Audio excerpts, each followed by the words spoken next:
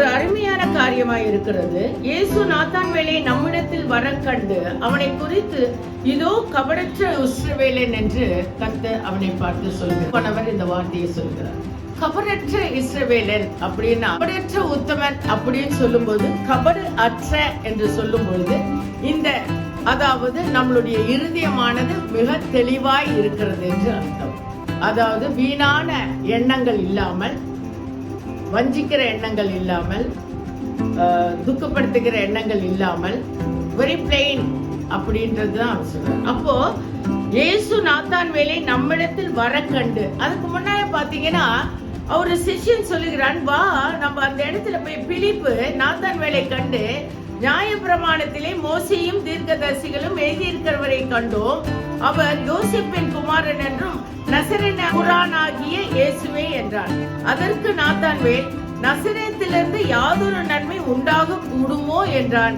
அதற்கு பிலிப்பு, வந்து பார் என்றார். அதாவது அவனுக்கு எல்லாவற்றையும் தெரிகிறவனாய் காணப்படுகிறான். இயேசுவை குறித்து அவன் அறிந்தவனாய் காணப்படுகிறான். அவரே ரட்சிப்புக்குரியவர் என்று அவன் அறிந்திருக்கிறான். He knows who is God and what the God was created. அந்த இயேசு கிறிஸ்து எதுக்காய் வருகிறார் என்று அவன் அறிந்தவனாய் இருக்கிறான். அதனால்தான் அவன் கேட்கிறான், இஸ்ரவேலில் இருந்து அதற்கு நாசரேத்திலிருந்து யாதொரு நன்மை உண்டாக கூடுமா என்றான். அதாவது அந்த நசரேத் ஊரானாகிய இயேசு கிறிஸ்துவினாலே ரட்சிப்பு உண்டு என்று அறிந்து அதை அவன் விசுவாசித்தவனாய் இருக்கிறபடினாலே அவன் மீண்டுமாய் அதை உறுதிப்படுத்த கேட்கிறான். புரிஞ்சதுங்களா? Give hand. நாத்தான்வேலுக்காக நீங்கள் கிவ் ஹேண்ட். எதுக்குன்னா, see he wants to know, அவன் அதை உறுதிப்படுத்துகிறான். எதற்கென்றால் அந்த நசரேனின் ஊரிலிருந்து ஏதாவது நன்மை உண்டாகுமா அப்படின்னு அந்த நன்மை உண்டாகிறது என்று அவன் அறிந்திருக்கிறான். புரியுதுங்களா? அப்படிதான் இந்த இடத்தில் வந்து அமர்ந்திருக்கிற நாம் ஒவ்வொருத்தரையும் பேர் சொல்லி அழைத்திருக்கிறார். ஹல்லேலூயா. புரிஞ்சதுங்களா?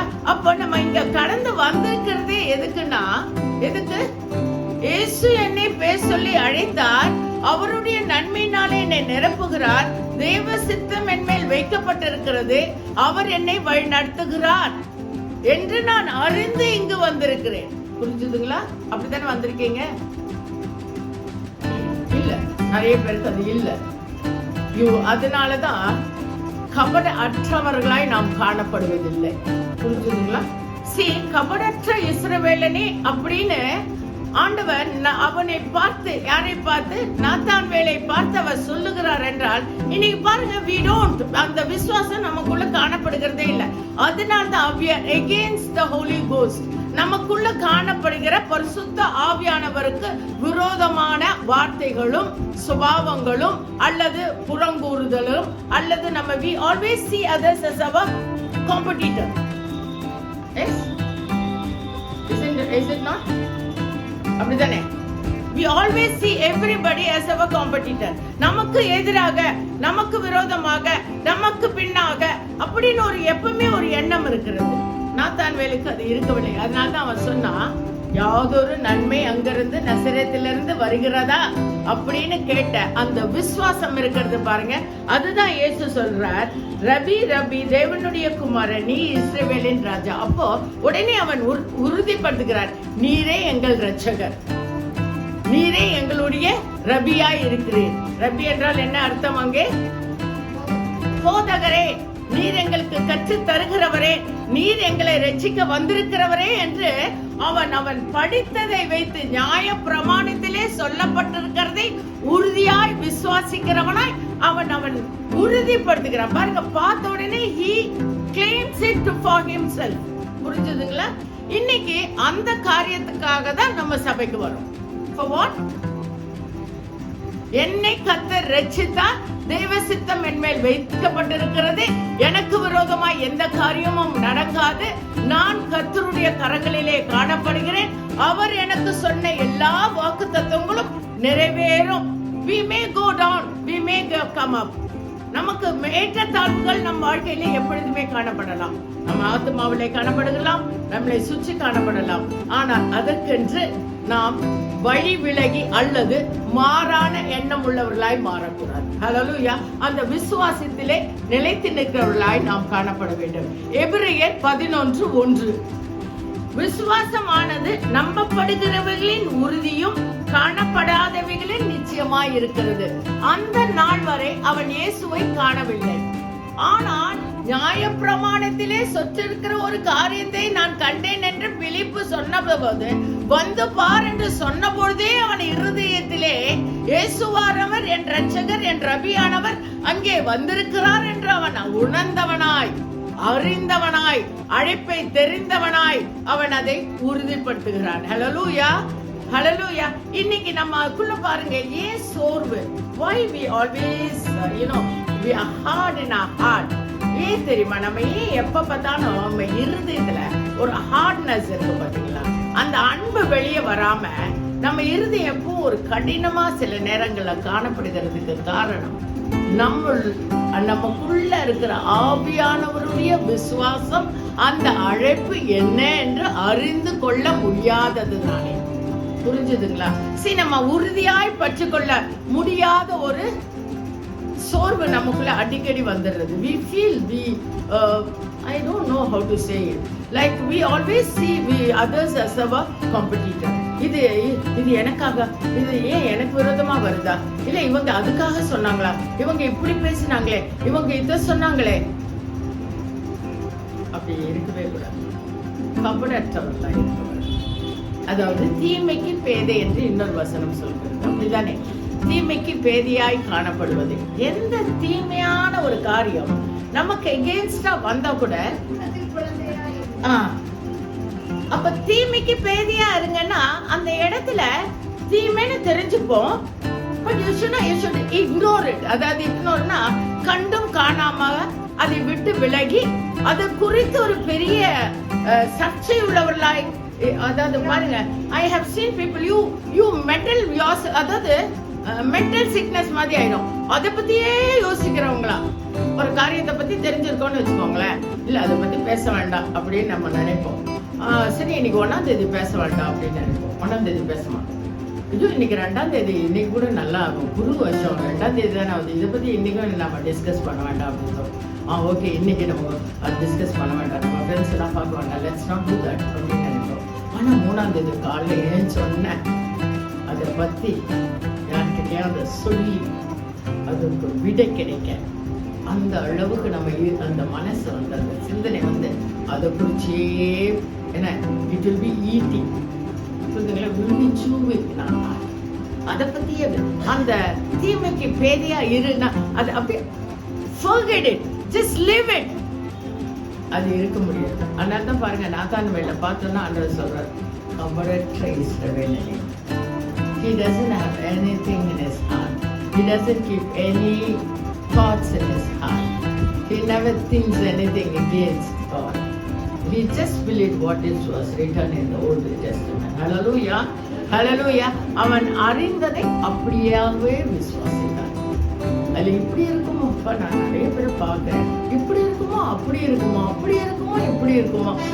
ஏன் why? Because you don't understand your calling. Hallelujah.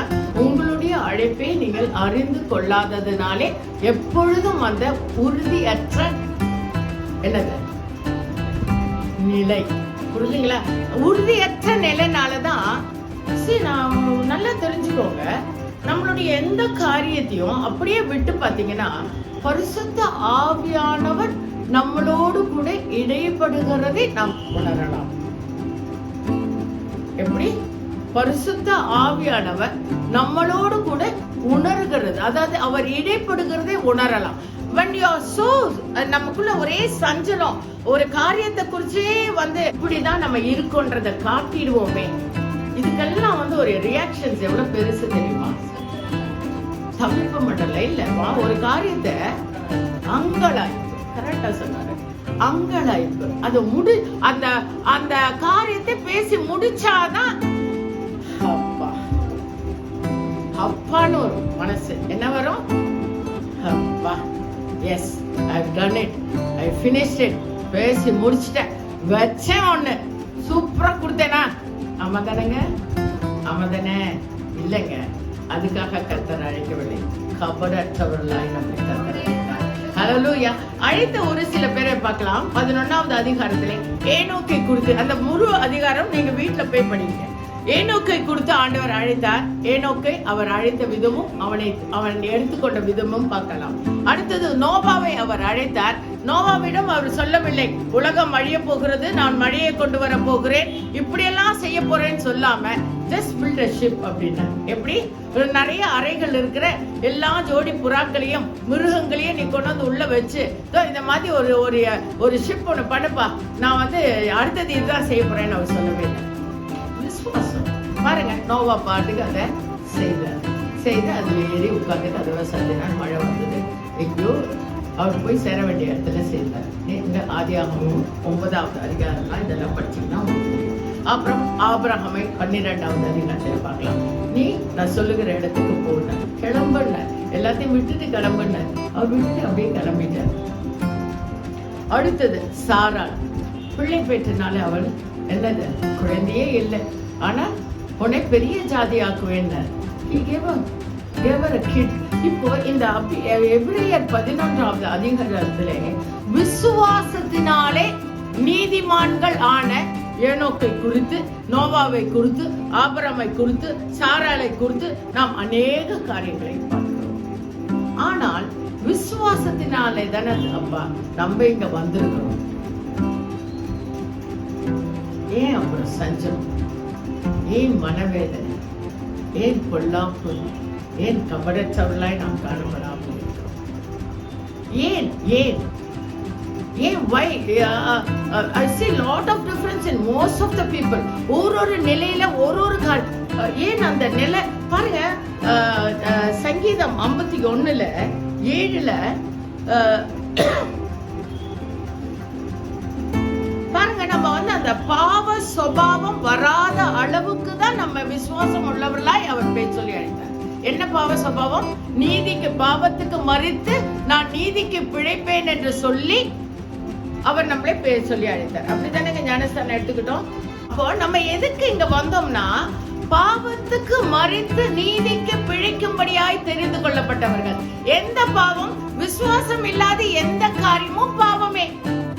அப்போ ஆனா எபிரேயர் 11வது அதிகாரத்துல நமக்கு அநேகரை குறித்து, ஏனோக்கை குறித்து அவனுடைய விசுவாசத்தை குறித்து, நோவாவை குறித்து அவனுடைய விசுவாசத்தை குறித்து, ஆபிரகாமை குறித்து அவனுடைய விசுவாசத்தை குறித்து, சாராளை குறித்து அவளுடைய விசுவாசத்தை குறித்து நமக்கு ஒரு காரியங்களை சொல்லப்பட்டிருக்கிறது இல்லையா? அப்பனா நம்ம அழைக்கப்பட்டிருக்கிறது எதனாலே? விசுவாசித்து. எந்த விசுவாசத்திலே? நம்ம ஏன் அந்த உறுதியா விசுவாசத்துல நிக்கிறது இல்லைன்னா, பாவத்துக்கு மறித்து. அந்த ஊழியக்காரர் எப்படி தண்ணியில ஞானஸ்தானம் கொடுக்கிறாரு? ஏங்க எல்லாரும் இப்படி கொடுக்கிறாரு பாத்தீங்களா?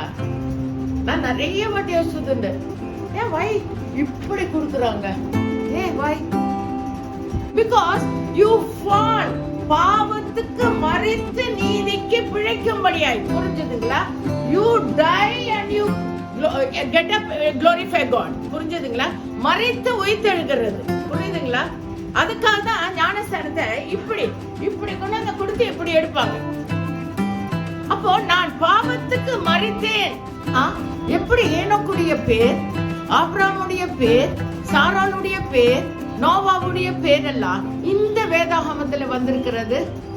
அந்த 3 அவர் கூட அவங்க விசுவாசத்துல பலகீனப்படலைங்க. அதுதான்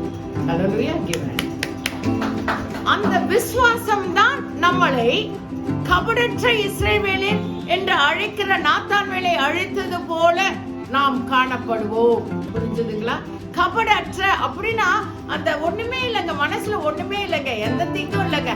See, I've seen lot of people planning to talk plan, to handle plan, planning எத்தனை தான் planning. எப்படிப்பா? எப்படி? How is it possible? Why are you giving your heart so much work? எதுக்கு இவ்வளோ workmanship கொடுக்குறீங்க? சும்மா சாதாரணமா இருங்க. Show yourself. You're bad, show your bad. You're good, show you're good. ஒரு 10 வாட்டி when you show your badness, you will say, no, let me not be bad. Isn't it? அப்படிதானே? அப்பதானே முடியும். அதுக்குதான் சங்கீதக்காரனை குறிச்சு 51வது அதிகாரம் 7வது வசனம். அத திரும்பி வரையுமாங்கல்ல, ஒரு லைனா படிங்க.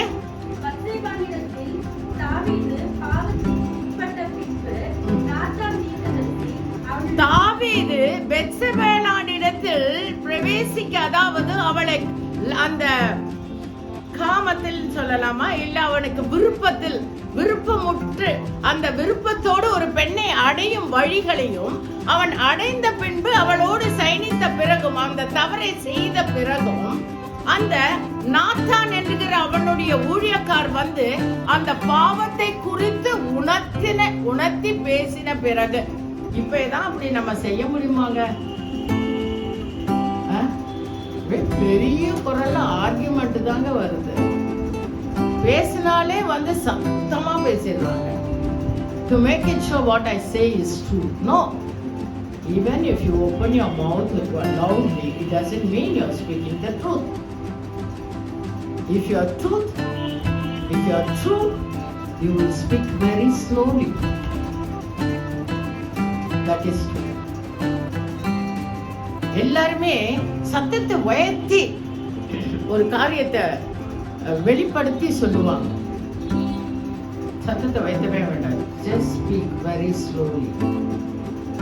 If it is very much true, அதாவது அது உண்மையா இருந்தால் அது மெதுவாகவே பேசினால் போதும். பெத்செபாவினிடத்தில் அவன் பிரவேசித்த பொழுது, நாத்தான் போய் அவன் செய்த தவறை சொன்ன பொழுது, 7வது வசனம், சொன்ன பொழுது அவன் என்ன செய்கிறான்? ஈசோப்பினாலே கழுவும். உடனே அவனுக்கு அது தெரிகிறது. அவன் உணர்ந்து விடுகிறான், அது நான் செய்தது தவறு என்று அவன் உணர்ந்து விடுகிறான். இன்னைக்கு we see people, no, we don't see people at all who accept the mistakes. நம்ம ஒரு காரியத்தை சொல்லும் போது அதற்காக அவர் ஏற்கனவே சிந்தித்து வைத்திருக்கிற காரியங்கள் தான் நம்மோடு கூட ஈடுபடுவார்கள். அதனால இப்ப என்ன ஒரு தோணல் வரணும், it is better not to talk to anybody. Keep quiet. Nathan போய் தாவீதிடம் சொன்ன பொழுது அவன் எவ்வளவு அருமையாக சொல்லுகிறான் பாருங்க. 7வது வசனம், என்னை ஈசோப்பினாலே கழுவும். Yes, I did that mistake with lust. நான் அந்த கெட்ட சிந்தனையோடு அவளிடம் பிரவேசித்தேன். பாருங்க, அவன் புருஷனை கொன்னு போருக்கு முன்னாடி நிக்க வச்சு எவ்வளவு பெரிய பிளாட் பாருங்க. ஒரு நீதிமொழிகள் ஒரு வசனம் இருக்கு, 31வது அதிகாரம் நினைக்கிறேன். ஒரு பெண்ணை அடையும் ஒரு ஆணின் வழிகளையும் 4 அதிசயங்களையும், அல்லது எனக்கு தெரியாதவைகள்னு எழுதிருக்கும்னு நினைக்கிறேன். ஒரு 31வது நீதிமொழிகளை 30 நீதிமொழிகளை பாருங்க. ஒரு பெண்ணை அடியும் வழியும் பாம்பின், அந்த வசனத்தை எடுங்க, சூப்பரா இருக்கு அந்த வசனம்.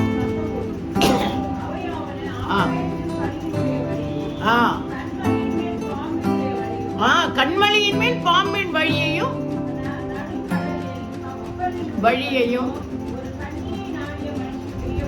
பாருங்க. ஒரு கண்ணியை நாடின ஒரு மனுஷனுடைய வழியையும் அவன் எப்படி எல்லாம் திட்டம் போட்டான் பாருங்க.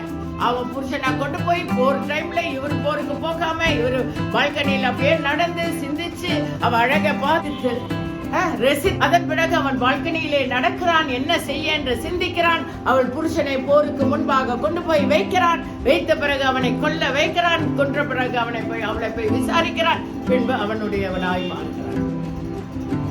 பாருங்களேன், அந்த கண்ணியை அடையும் வழியும். தாவீது was best for it. But immediately இப்ப நம்ம போயிட்டு யார்கிட்ட இந்த மாதிரி சொல்ல முடியுமாங்க? நாத்தானோட கேரக்டரை நம்ம எடுக்க முடியுமா?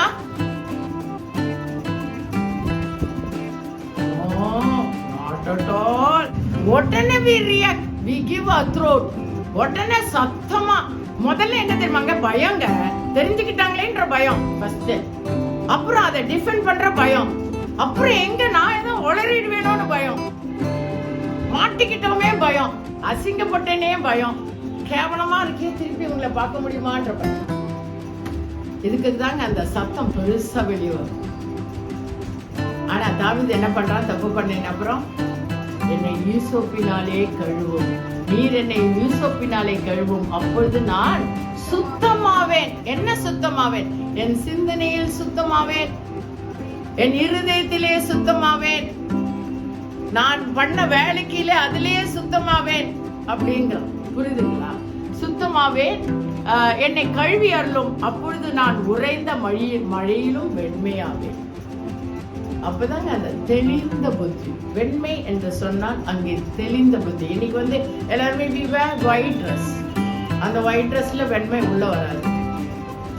வெண்மை உள்ள வரணும்னா இந்த புத்தகத்துல சொல்லி இருக்கிற எல்லாத்துக்கும் விசுவாசம் உள்ளவர்களாய், அதை கடைபிடிக்கிறவர்களாய், அதன்படி நடக்கிறவர்களாய் இருந்தா மாத்திரம்தான் நம்ம இருதயம் அந்த சுத்தம் உள்ளவர்களாய் வெண்மை உறைந்த வெண்மையாய் மாறும். அல்லேலூயா. நம்ம ஊர்ல பனியே இல்லை, ஸ்னோஃபால் இல்லை. நான் மற்ற ஊர்ல ஸ்னோஃபால் பார்க்கும்போது அந்த பனிங்க, அந்த வெண்மைங்க. புரிஞ்சுதுங்களா? இப்பெல்லாம் நல்லா எல்லாரும் டிவி போட்டு பார்த்துட்டு இருப்பீங்களே ஃபாரின்ல எப்படி இருக்குன்ட்டு. மருமகன் கூட சொன்னான், 2 நாள்ல நிறைய பனி பெய்ய போகுது ஆண்டி, அந்த மாதிரி அந்த வெண்மை. ஆனா அவன் சொல்றான், என்னை அந்த உறைந்த மழையிலும் வெண்மையாகும் ஆவேன். என்ன மாத்துங்க. 10வது வசனம், தேவனே சுத்த இருதயத்திலே என்னை சிருஷ்டியும், நிலமரமான ஆவியை என் உள்ளத்தில் புதுப்பியும். பாருங்க அவன் எப்படி சொல்றான். என்ன இப்ப நம்ம போய் யார்கிட்டயே சொன்னோம்னா அவன் என்ன சொல்றான், என்ன பத்தி சொல்றீங்க, நான் எவ்வளவு சுத்தமா இருக்கேன், நான் எவ்வளவு இருதயம் எவ்வளவு சுத்தமானது, நீங்க எப்படி சிஸ்டர் என்னை பத்தி இப்படி சொல்லலாம், அவங்க எப்படி சொல்லலாம் அப்படின்னு ஒரு ஆர்குமெண்ட். ஆனா அவன் அங்க எப்படி சொல்றான் பாருங்க, எவ்வளவு சூப்பரா சொல்றான் பாருங்க. தேவனே சொத்த இருதயம் என்னில் சிருஷ்டியும். ஏங்க ஏற்கனவே சிருஷ்டிக்கப்பட்டு இருக்கேங்க, அவனுக்குள்ள இருதயம் இருக்குதானேங்க. ஆனால் அவன் செய்யக்கூடாத தவறை, அந்த பாவத்தை அவன் செய்த பொழுது என்ன சொல்லுகிறான், மீண்டும் எனக்கு புதிய இருதயத்தை சிருஷ்டியும். எஸ், யாரோ ஒருத்தர் கேட்கிறோமா? அப்படி டெய்லி கேட்கிறோமா? டெய்லி கேட்கணுங்க. நைட்டு டெய்லி நைட் தேவனே சுத்த இருதயத்தில் என்னில் சிருஷ்டியும், நிலவரமான ஆவியை என் உள்ளத்தில் புதுப்பியும். நிலவரமான ஆவி அப்படின்னா என்னங்க அர்த்தம்? கன்சிஸ்டன்சி. 11வது வசனம், உமது சமூகத்தை விட்டு என்னை தள்ளாமலும் உமது பசுத்த ஆவியை என்னிடத்திலிருந்து எடுத்துக் கொள்ளாமலும் இரும். இன்னைக்கு ஏன் சபையிலே ரொம்ப சைலண்டா ஏன் இருக்கும் தெரியுங்களா? இந்த வசனத்தை அப்படியே மாற ஆப்போசிட்டா பாருங்க. அவர் நம்ம செய்த பாவங்கள் அல்லது அவ்விசுவாசங்களை நாம் உணர்ந்து நீதிக்கு பிழைக்க வேண்டும் என்ற உணர்வோடு நம் பாவங்களை அறிக்கையிடும் பொழுது மாத்திரம்தான் அவர் புதிய ஆவியையும் புதிய இருதயத்தையும் அவர் நமக்குள்ளே மீண்டுமாய் சிருஷ்டிக்கிறார். அப்போ உடனே அவன் பயப்படுறான், உமது சமூகத்தை விட்டு என்னை தள்ளாமலும் உமது பரிசுத்த ஆவியை என்னிடத்தில் எடுத்துக் கொள்ளாமலும். உணர்த்துகிற பரிசுத்த ஆவியானவரை அவர் எடுத்து போடாமல். அப்படின்னா என்னங்க? அப்போ எடுத்து போடுறதுக்கு அப்ப உள்ள இருக்குதானங்க. அப்ப எங்க பாவம் செஞ்சோம் அப்படின்னு நம்ம கேட்போம். அதுதாங்க நம்ம மனுஷன்.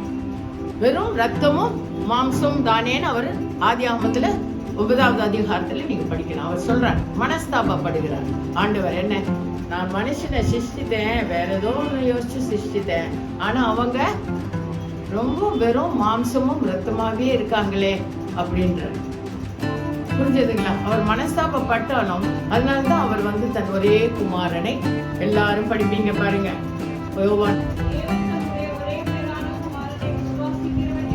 விசுவாசிக்கிறவன் எவனோ. நான் திருப்பி சொல்றேன் உங்களுக்கு, ஏனோக்கை போல, ஆபிரகாமை போல, சாராளை போல என்று அவர் அநேக உவமைகளை அவர் பழைய ஏற்பாட்டுல சொன்னதை மீண்டுமாய் பவுல் எபிரேயர்ல சொல்லுகிறார். சொல்லும் பொழுது பாருங்க, அங்க அவர்களை குறித்து நினைப்பூட்டுகிறார். எதற்கென்றால் அவர்கள் விசுவாசம் உள்ளவர்களாய் இருந்தபடியினாலே அழைத்த அழைப்பின்படி அவர்கள் காணப்பட்டார்கள். ஏன் நமக்குள்ள சறுக்கல், ஏன் நமக்குள்ள சரிவு? நம்ம we always feel ஒரு சின்ன வந்தாலே we feel yes we are blessed. அப்படிதானேங்க? ஒண்ணு fully blessed. எஸ், நான் அடைந்தாயிற்று. இல்லைங்க, அடையலைங்க, அடையவே இல்லைங்க. அப்புறம் தானேங்க பரிபூர்ணம். பூர்ணமே வரல, அப்புறம் தானே பரிபூர்ணம். பூர்ணம் வந்துச்சாங்க என்ன சொல்லுங்க? தம்முடைய ஒரே பேரான குமாரனை விசுவாசிக்கிறவன் எவனோ அவன் கெட்டு போகாமல் நித்திய ஜீவனை அடையும்படிக்கு அவரை தந்தள்ளி. இந்த நித்திய ஜீவன், அதுக்கு ஒரு மீனிங் கரெக்டா சொல்லுங்க பார்க்கலாம்.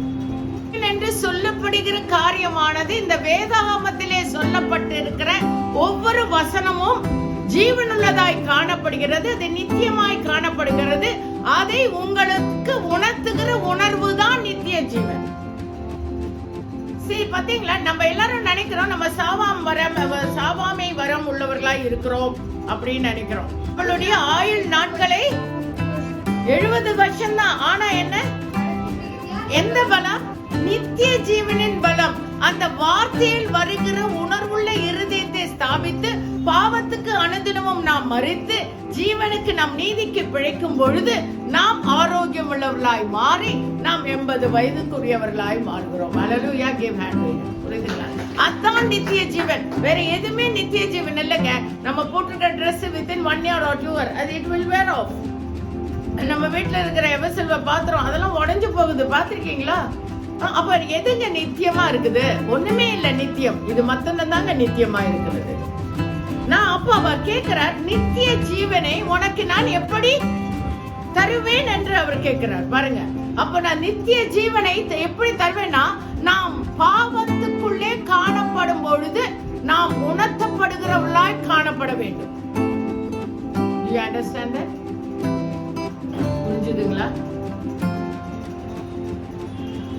அதுக்கு முன்ன வசனம் என்னங்க எடுத்தேன்? 11 சங்கீதம் 51:11.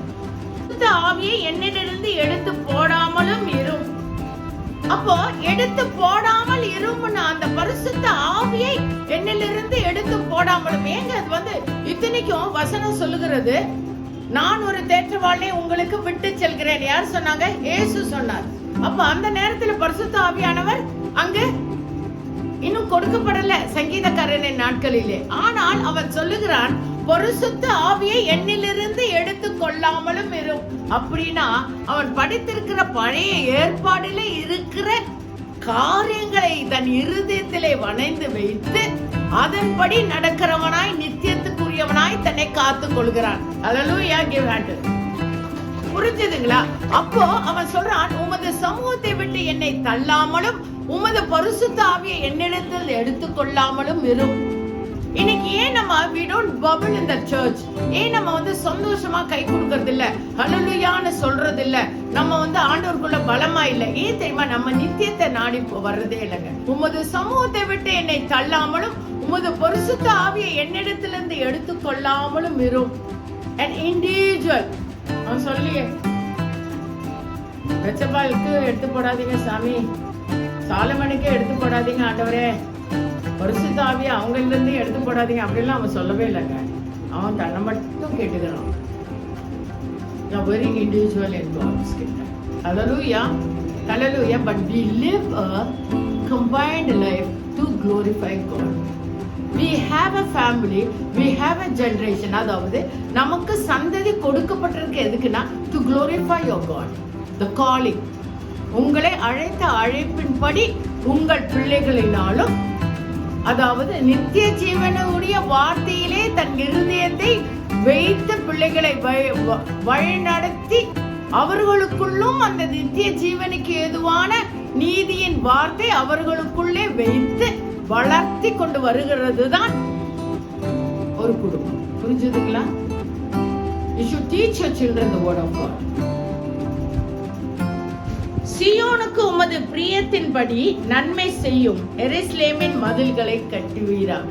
அல்லேலூயா. அவர் என்ன சொல்கிறார்? சியோனுக்கு உமது பிரியத்தின்படி நன்மையை செய்யும் எருசலேமின் மதில்கள் கட்டுவீராக. சங்கீதக்காரங்க சொல்கிறான், எருசலேமின் மதில்களை கட்டுவீராக. அப்ப நல்லா தெரிஞ்சுக்கோங்க, அவன் ஒரு பாவம் செய்கிறான், அந்த பாவத்தினாலே பயம் அடைகிறான், உடனே தன்னை சுற்றியுள்ள மதில்கள் இடிந்து விட்டதென்று உணர்கிறான். உடனே அவன் ஆண்டவரிடம் கேட்கிறான், அந்த மதில்களை என்னை சுற்றி திருப்பியும் கட்டுங்க சுவாமி என்று. We are supposed to be God's children. We have claimed everything by taking the baptism. பாவத்துக்கு மரித்து நீதிக்கு பிழைக்கும்படியாய் தெரிந்து கொண்ட நாம் அதை சுதந்தரித்து விட்டோம் என்ற விசுவாச பலம் நமக்குள்ளே எப்பொழுது காணப்படாமல் இருக்கிறது? நாம் பாவம் செய்யும் பொழுது அந்த விசுவாச பலம் நமக்குள்ளே காணப்படாது இருக்கிறது. புரியுதுங்களா? வசனத்தை உன் இருதயத்துல வைத்து அதன்படி நடந்து நீ சும்மா இரு. அந்த வசனம் என்ன சொல்கிறது? நன்மை செய்யும், இடிந்து போன என் மதிலை மீண்டும் கட்டுவீராக. தப்பு பண்ணினா ஏன் இன்னும் என் வாழ்க்கையில இது வரவே இல்லை, ஏன் என் வாழ்க்கையில இன்னும் இது சரியாகல அப்படின்னு நினைக்கிறவங்களுக்கு இன்னைக்கு இது பதில். ஏன் நான் இப்படியே இருக்கேன் அப்படின்றவங்களுக்கு இன்னைக்கு இது பதில்.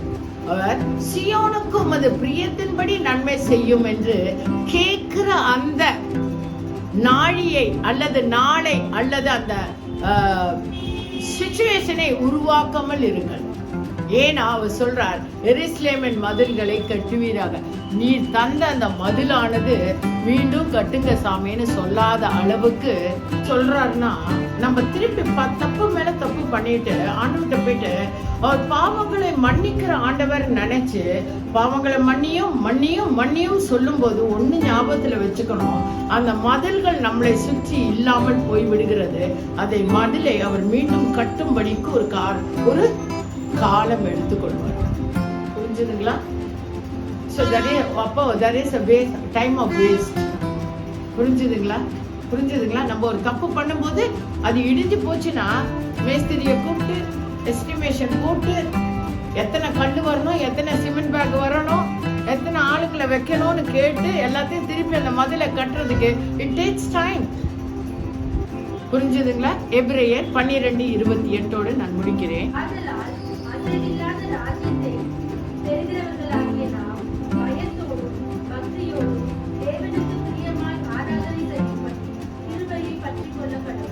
ஆதலால் அசைவில்லாத ராஜ்யத்தை பெறுகிறவர்களாகிய நாம் அழைக்கப்பட்டிருக்கிற காரணம் என்ன என்றால், நாம் அசைக்கப்படாத கர்த்தருடைய ராஜ்யத்திலே காணப்படுகிறவர்களாய் இருக்கிறோம்.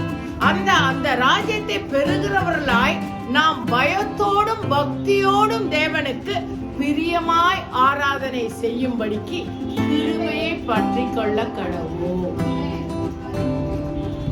சோ அவர் திருப்பி நமக்கு எச்சரிக்கை செய்கிறார். இந்த வருடம் உன்னை நான் எல்லாவற்றிலும் அடைத்திருக்கிறேன், மதிலை வைத்திருக்கிறேன். ஆனால் நீ ராஜ்யத்தை பெறுகிறவளாய் பயத்தோடு அவரை சேவிக்க வேண்டும். பாவ சுபாவங்கள் இல்லாதவர்களாய், பாவத்தை செய்யாதவர்களாய், கர்த்தரிடத்தில் தேவ சமூகத்திலே எப்பொழுதும் நீதி உள்ளவர்களாய் காணும்படிக்கு நாம் காணப்பட வேண்டும். ஆதலால் அசைவில்லாத ராஜ்யத்தை பெறுகிறவர்களாகிய நாம் பயத்தோடும் தேவ பயத்தோடும், அந்த பயம்ன்றது என்னன்னா கர்த்தருக்கு கர்த்தர் நம்ம கிட்ட நினைப்பூட்டுகிற வசனத்துக்கு அப்படியே கீழ்ப்படிய வேண்டும். அதுதான் பக்தி உள்ளவனை தனக்காய் தெரிந்து கொண்டார் என்று சங்கீதம் 4 ஒரு வசனம் இருக்கு. அவர் பக்தி உள்ளவனை தனக்காய் தெரிந்து கொண்டார். அப்போ பக்தி உள்ளவர்களான நம்ம அவருடைய ராஜ்யத்தை மீண்டும் மீண்டும் அதுக்குள்ளே காணப்படும்படியாய் பயத்தோடும் பக்தியோடும் தேவனுக்கு பிரியமான ஆராதனை செய்யும்படிக்கு கிருபையை பற்றிக் கொள்ளுங்கள். Get the grace of God and try to stay inside the grace. எப்பொழுதும் கர்த்தருடைய அந்த கிருபைக்குள்ளே காணப்படுகிறவர்களாய், நீதி உள்ளவர்களாய், நியாயம் உள்ளவர்களாய், சன்மார்க்கம் உள்ளவர்களாய், தேவனுக்கு பயந்தவர்களாய் நாம் காணப்படும்.